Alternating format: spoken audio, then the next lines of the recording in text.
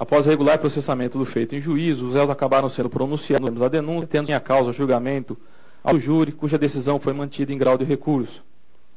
Por esta razão, os réus foram então submetidos ao julgamento perante esse egresso segundo o Tribunal do Júri e Fórum Regional de Santana, 5 dias de trabalhos, acabando esse conselho de sentença de acordo com o termo de votação anexo, reconhecendo que os atos praticaram em concurso um crime de homicídio contra a vítima Isabela Oliveira de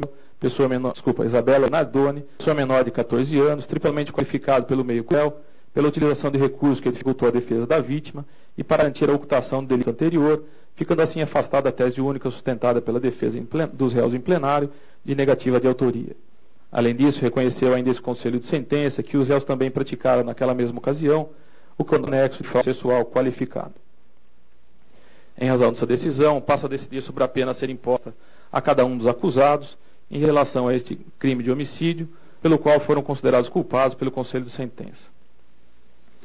Uma vez que as condições judiciais do artigo 59 do Código Penal não se mostram favoráveis em relação a ambos os acusados, suas penas básicas devem ser fixadas um pouco acima do mínimo legal. Isso porque a culpabilidade, a personalidade dos agentes, as circunstâncias e as consequências que na prática do crime, no presente caso concreto, terão a previsibilidade do tipo legal, exigindo assim a exasperação de reprimendas da primeira fase de fixação da pena, como forma de reprovação social à altura que o crime e os autores do fazem.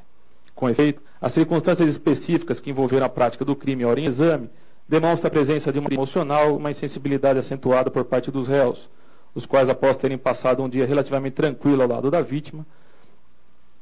teriam, ao final daquele dia, investido de forma covarde contra a mesma, mas como se não possuíssem qualquer vínculo afetivo emocional com ela, o que choca os sentimentos e a sensibilidade do homem médio, ainda mais porque o conjunto probatório trazido aos autos tem caracterizado que esse desequilíbrio emocional demonstrado pelos réus constituiu a mola propulsora do crime de homicídio. De igual forma,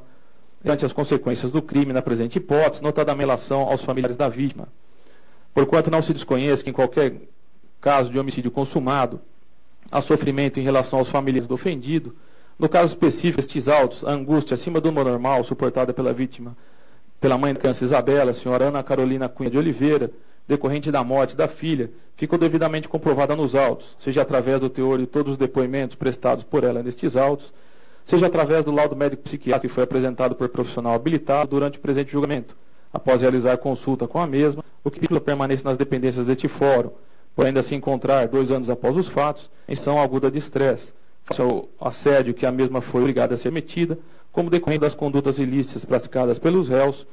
o que é de conhecimento de todos, exigindo assim um rigor maior por parte do juiz quanto à reprovabilidade dessas condutas. Assim sendo, frente a essas considerações, majora a pena base para cada um deles em relação ao crime de homicídio praticados por eles, qualifica o fato de ter sido cometido para a garantização do delito anterior,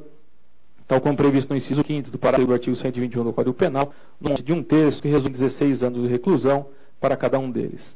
Como se trata de homicídio triplamente qualificado, as outras duas qualificadoras de utilização de cruel e recurso que dificultou a defesa da vítima são aqui utilizadas como circunstâncias agravantes de pena, uma vez que possuem preço específica na parte geral do Código Penal. Assim, levando-se em consideração a presença dessas outras duas qualificadoras, aqui admitidas como circunstâncias agravantes de pena, majora as reprimendas fixadas acima na primeira fase em mais 1/4, o que resulta em 20 anos de reclusão para cada um dos réus.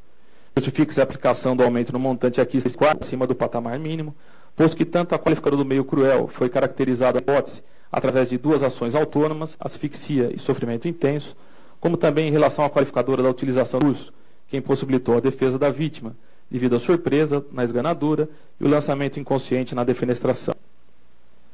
Pelo fato do réu Alexandre ostentar a qualidade jurídica de genitor da vítima Isabela, majora a pena aplicada anteriormente a ele em mais 1/6, tal como autorizado pelo artigo 61, parágrafo 2º, a linha E do Código Penal, o que resulta em 23 anos e 4 meses de reclusão.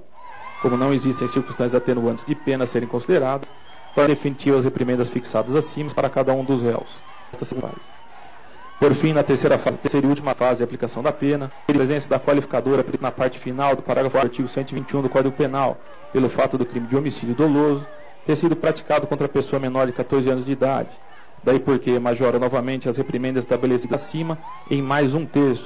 o que resulta em 31 anos, 1 mês e 10 dias de reclusão para o réu Alexandre e 26 anos e 8 meses de reclusão para o réu Ana Jatobá. Como não existem outras causas de aumento ou diminuição de penas consideradas, torna definitiva as reprimendas ficadas acima. Quanto ao crime de